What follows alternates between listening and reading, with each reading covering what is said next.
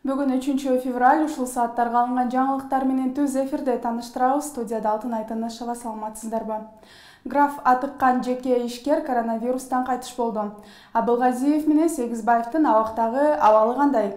Сурабалдиева вице-премьер катары соңку жыйынын өткөрдү. Көлдө апасы менен баласын өлтүрүүгө шектелген жаран кармалды. Коронавируска каршы вакцина өлкөгө мартта келет. Орусиянын жарандарын улам көчөгө чыгарып жаткан Навальный соттолду. Ушул жана башка жаңылыктар менен алдыда кененирээк тааныштырабыз.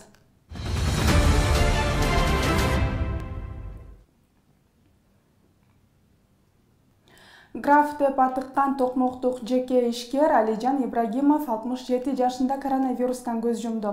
Ал Өзбекстандын Фергана облусунда төрөлгөнү менен Чүй облусунун Токмок шаарында жашачу жана анын сөөгү Токмокто жерге берилери малымдалууда.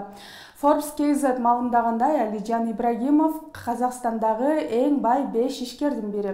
Анын байлыгы $900 миллион жетет.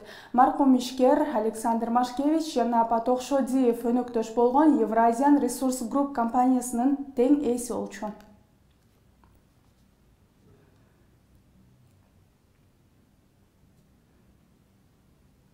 Кыйноого каршы улуттук борбордун кызматкерлери кечээ 2 февралда абакта жаткандар, анын ичинде экс-премьер Мухаммедкалы Абылгазиев, УКМКнын мурдагы төрагасы Абдил Сегизбаев, президенттин парламенттеги мурдагы өкүлү Курманбек Дыйканбаев менен жолугуп чыкты.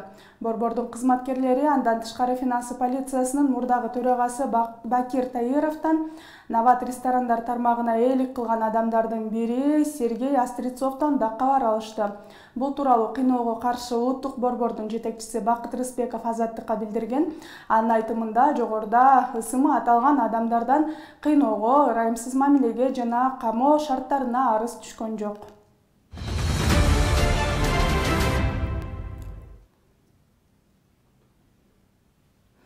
Коронавирус боюнча республикалык штабты жетектөө мындан ары саламаттыкты сактоо министрине өткөрүлүп берилет. Бул тууралуу вице-премьердин милдетин аткаруучу Эльвира Сурабалдиева билдирди. Сурабалдиева мындай чечимдин себебин өкмөттүн жаңы түзүмүнөн вице-премьерлердин орду кыскарып кеткендиктен курамга кирбей калганы менен түшүндүрдү.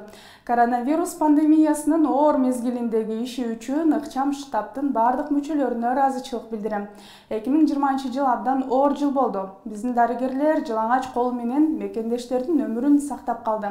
Алардын эмгеги баа жеткис. 3 ай ичинде биз медициналык кызматкерлерди, медициналык мекемелерди жана адистерди даярдоо иштерин жүргүздүк. Көптөгөн маанилүү маселелерди иштеп чыктык. Штабтын иши мындан ары да ушул темпте жүрөт деп ишенем, деди Сурабалдиева. Ошондой эле жыйындын жүрүшүндө учурдагы эпидемиологиялык кырдаал жана коронавирус инфекциясынын жайылышына каршы көрүлүп жаткан чаралар талкууланды. Анда Сурабалдиева дүйнө жүзүндө коронавирус инфекциясынын жаңы түрлөрү катталып жатканын, жада калса бизге жакын өлкөлөргө чейин кирип келгенин эске салып, коопсуздук чараларын дагы да күчөтүүгө, каргашалуу июлдун кайталануусуна жол бербөөгө чакырды.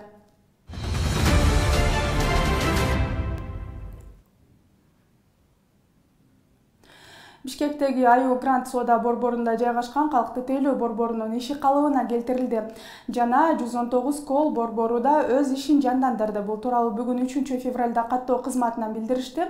Кечээ 2 февралда Аю Грант соода борборунда өрт чыгып, электр жарыгы өчүп, соода борбору ишин убактылуу токтоткон эле.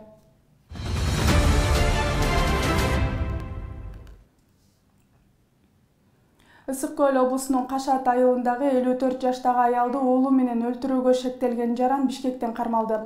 Бул тууралуу бүгүн 3 февралда Ички иштер министрлигинин басма сөз кызматы билдирди. Кылмышка шектелген 26 жаштагы жаран Ысык Көл облустук ички иштер башкармалыгынын криминалдык милиция кызматынын кызматкерлери тарабынан Бишкектен кармалды. Учурда аны Ысык Көл райондук ички иштер бөлүмүнө алып кетишти деп айтылат маалыматта. Учурда тергөө иштери уланып жатат. 1 февраль күнү Ысык Көл облусунун Кашат айылындагы үйлөрдүн биринен эне жана баланын жансыз денелери табылган. Алдын ала териштирүү иштерин жүргүзүү учурунда кылмышка шектүү катары каза болгон аялдын инисинин баласы мурда соттолгон 1995-жылы туулган жаран аныкталып, ал издөөгө алынган болчу.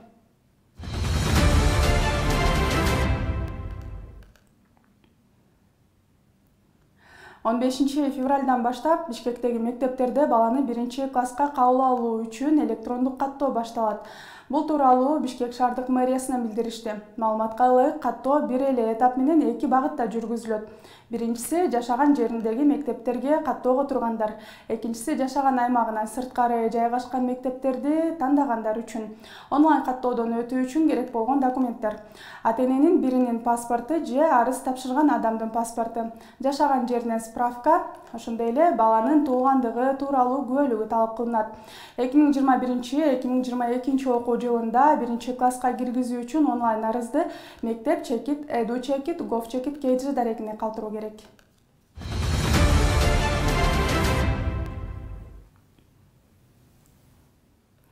Кыргызстан коронавируска каршы AstraZeneca вакцинасын алат.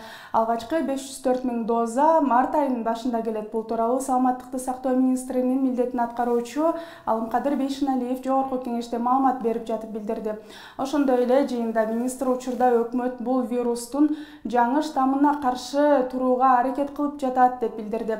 Биз COVAX программасына кирип, кайсы вакцина келерин тактап алдык.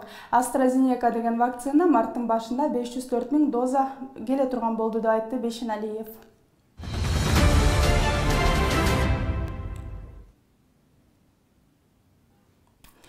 Чүй облусунун Кемин районунда Мэн үлгүсүндөгү жүк ташуучу унаа менен Mercedes-Benz үлгүсүндөгү жеңил унаа кагышып, бир эркек киши көз жумуп, бир жаран жаракат алды.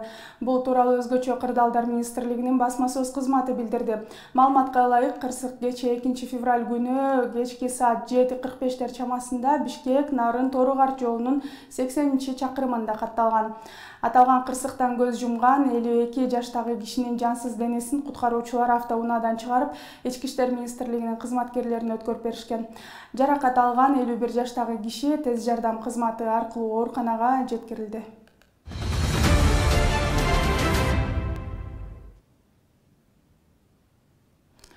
Чуулгандуу саясий иштерде жактоочулук кылып келе жаткан адвокат Талайгүл Токтакунова Супер ТВ телеканалындагы саясий коктейль берүүсүндө маек берди. Ал Ички иштер министринин мурдагы орун басары генерал Курсан Асановдун үй бүлөсүндөгү абалга токтолду. Апасы УКМКдагы тергөөдө инсульт алып, ооруканада жатса, атасы абакта. Үйүндө калган уулу менен 11 жашар кызынын көзүнө тиктеш мага оор болуп жатат. Курсан Асановдун жубайын кысымга алуу кой таш окуяларынан кийин эле башталган дейт жактоочу. Мамлекет коопсуздук жагынан аксаган жок да.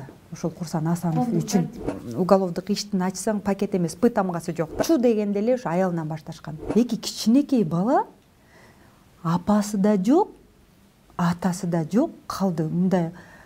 Мындайды баягы душманга дагы мындай сыноо бербешсин да. Биздин УКМК баягы шоу кылганды жакшы көрөт го. Экс-президентти күбө катары сотко чакырбайт деген мыйзам жок. Ушунбек Зылалиев өзү айтат да, эгерде менин көзүмдө карап туруп, меники эмес деп албайт деп мындай айтып көрсүн. Эки бухгалтерия болуп деген чындыгында бар да, ошол кезде бар болчу да. Анан бүгүн ошол тастыкталып да тутпайбы? Адамды эмес, мен адам укугун коргойм. Раим Матраимовдун жеке кызыкчылыгын колдогон жокмун. Эми мен Анжелика болгон жокмун го, 5 партиядан келбей. Отказ кылдым деп айта албайм эки. Маекти толугу менен Супер ТВ телеканалынан көрө аласыздар. Ошондой эле интервьюнун видеосун жаңылыктар Супер ТВ YouTube каналынан да таба аласыздар.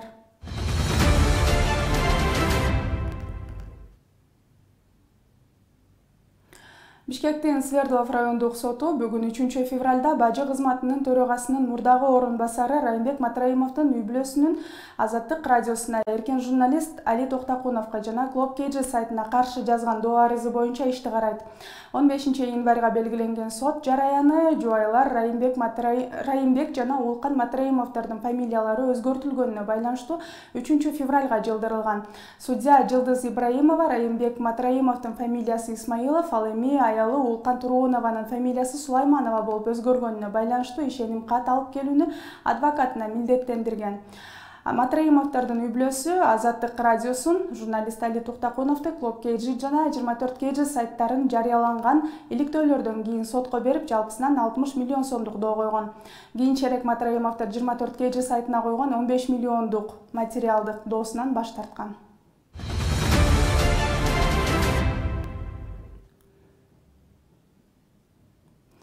Орусиялык саясатчы Алексей Навальныйга карата Москва шаардык сотунун өкүмү чыкты.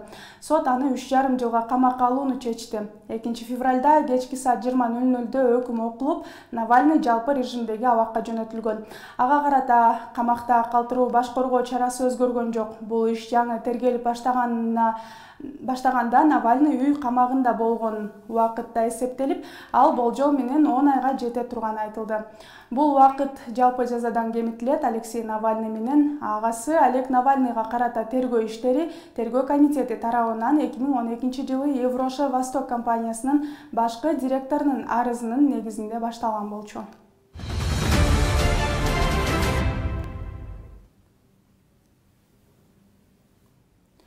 Сиздер ушул сааттарга алынган жаңылыктар менен тааныштыңыздар. Түз эфирде жогорку кеңешке өткөрүп беребиз.